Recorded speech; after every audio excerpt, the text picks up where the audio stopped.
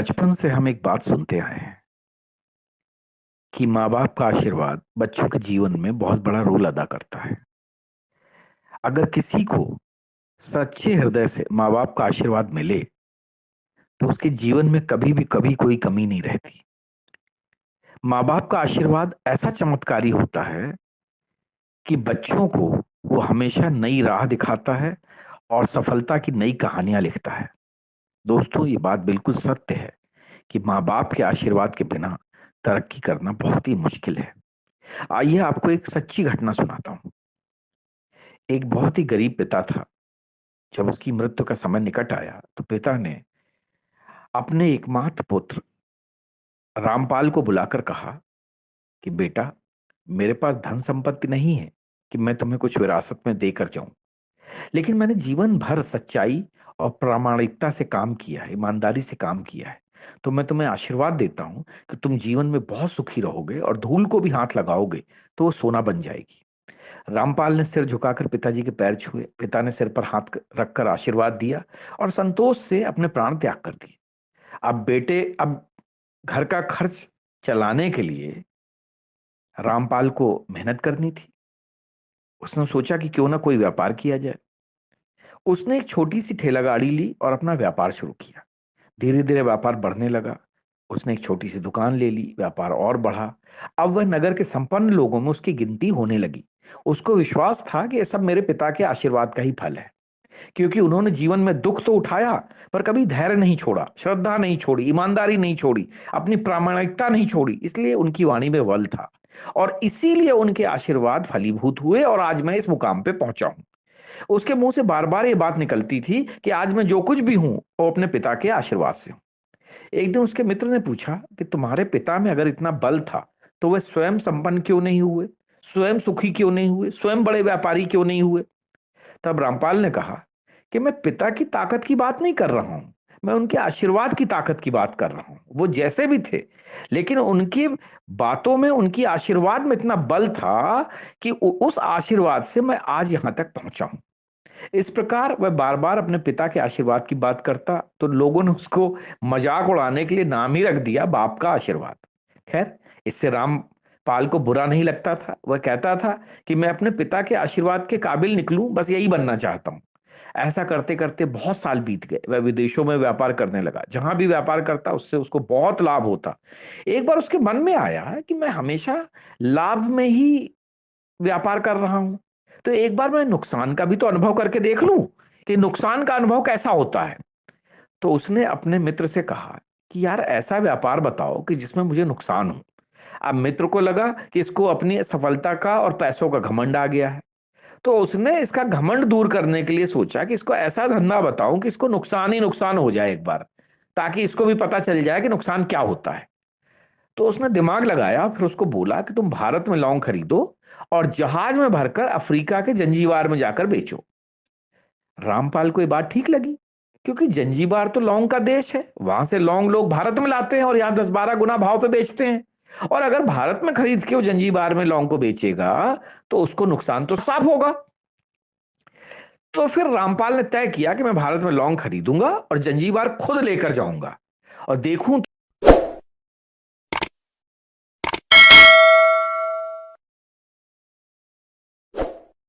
तो कि पिता का आशीर्वाद कितना साथ देते हैं। अब नुकसान का अनुभव करने के लिए उसने भारत से लौंग खरीदा और जहाज में भरकर खुद उस लौंग के साथ जंजीबार द्वीप पहुंचा। जंजीबार में किसी सुल्तान का राज्य था। रामपाल जहाज से उतर के और लंबे रेतीले रास्ते पर जा रहा था वहां के व्यापारियों से मिलने को। उसके सामने सुल्तान जैसा व्यक्ति पैदल सिपाहियों के साथ आता हुआ दिखाई दिया और उसने पूछा कि अरे, ये कौन है? तो लोगों ने कहा कि ये सुल्तान है यहाँ के। तो जब उसको पता चला कि ये सुल्तान है तो उन्होंने सुल्तान को सामने देखकर सिर झुकाया, उनको प्रणाम किया। अब सुल्तान ने उसको सामने देखा, उसका परिचय पूछा। उसने कहा कि मैं भारत के गुजरात के खंबात का व्यापारी हूँ, मेरा नाम रामपाल है और मैं यहाँ पर व्यापार करने आया हूँ। सुल्तान ने उसको व्यापारी समझ के उसका आदर किया और उससे बात करने लगा। रामपाल ने देखा कि सुल्तान के साथ सैकड़ों सिपाही हैं, परंतु उनके हाथ में तलवार, बंदूक आदि कुछ भी ना होकर बड़ी-बड़ी छलनियां हैं। उसको बड़ा आश्चर्य हुआ। उसने विनम्रता पूर्वक सुल्तान से पूछा कि आपके सैनिक इतनी छलनी लेकर क्यों जा रहे हैं? सुल्तान ने हंसकर कहा कि बात यह है रामपाल कि आज सवेरे मैं समुद्र के तट पर घूमने आया था। तब मेरी उंगली में से एक अंगूठी यहाँ कहीं निकलकर गिर गई। अब रेत में अंगूठी कहाँ गिरी ये तो मुझे पता नहीं। तो इसलिए मैं इन सैनिकों को साथ लेकर घूम रहा हूं। यह रेत छानकर मेरी अंगूठी उसमें से तलाश कर रहे हैं। रामपाल ने कहा, अंगूठी बहुत महंगी होगी सरकार। सुल्तान ने कहा, नहीं, उससे बहुत अधिक कीमत वाली अनगिनत अंगूठियां मेरे पास हैं, पर वह अंगूठी एक फकीर का आशीर्वाद है। और मैं ये मानता हूं कि मेरी सल्तनत इतनी मजबूती और सुखी से उसी फकीर के आशीर्वाद से चल रही है।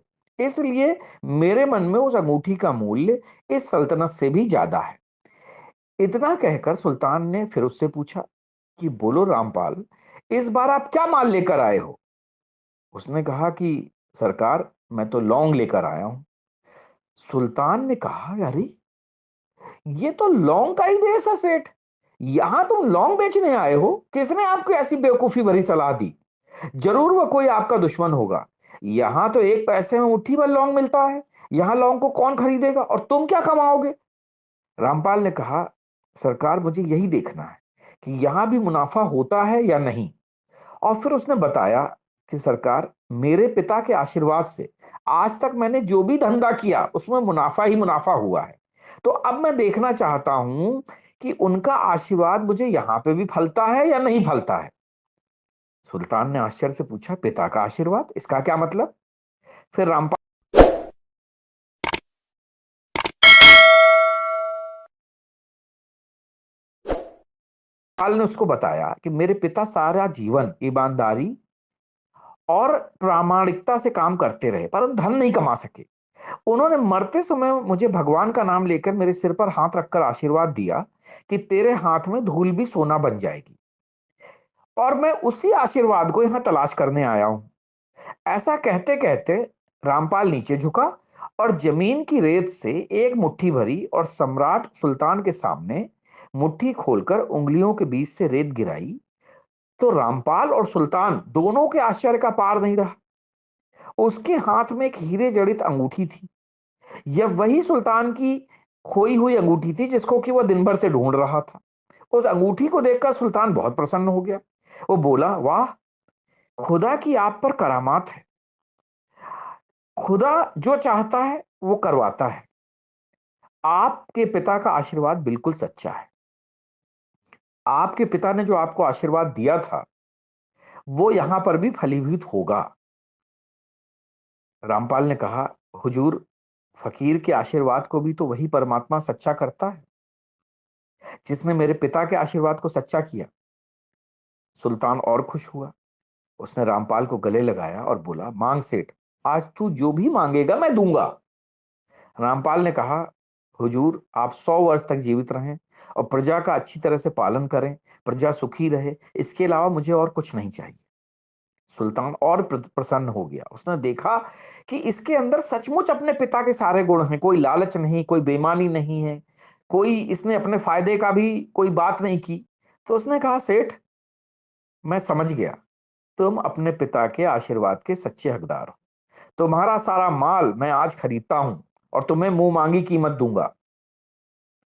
रामपाल ने आसमान की तरफ सिर उठाकर अपने पिता को धन्यवाद दिया और उसने मन ही मन कहा कि हे भगवान, मेरे पिता का आशीर्वाद यूं ही मेरे साथ जीवन पर्यंत चलता रहे और मैं ईमानदारी से, सच्चाई से व्यापार करता रहूं, बिना किसी को दुख दिए, बिना किसी को त्रास दिए और किसी के साथ गलत बात किए बिना मैं यूं ही अपने पिता के दिए हुए आशीर्वाद पर पलता रहूं। ऐसा कहकर उसने ईश्वर को धन्यवाद दिया, अपने पिता को धन्यवाद दिया और वहां खड़े हुए सुल्तान को धन्यवाद दिया। तो दोस्तों, इस कहानी से एक बहुत बड़ी शिक्षा मिलती है कि अगर पिता के आशीर्वाद हों तो दुनिया की कोई भी ताकत आपको पराजित नहीं होने देगी। इसलिए कभी भी अपने माता पिता का दिल ना दुखाएं, उनके आशीर्वाद को हमेशा लेते रहें। हो सकता है कि जीवन के किसी भी मोड़ पर वो आशीर्वाद आपके काम आ जाए। पिता और माता की सेवा का फल निश्चित रूप से मिलता है। आशीर्वाद जैसी और कोई संपत्ति नहीं है, क्योंकि बालक के मन को जानने वाली माँ और भविष्य को संवारने वाले पिता, यही दुनिया के दो महान ज्योतिषी हैं। अपने बुजुर्गों का सम्मान करें, उन्हें कभी भी अपने लालच के लिए कहीं अनाथ न छोड़ें। बस यही भगवान की सबसे बड़ी सेवा है। जय हिंद, जय भारत।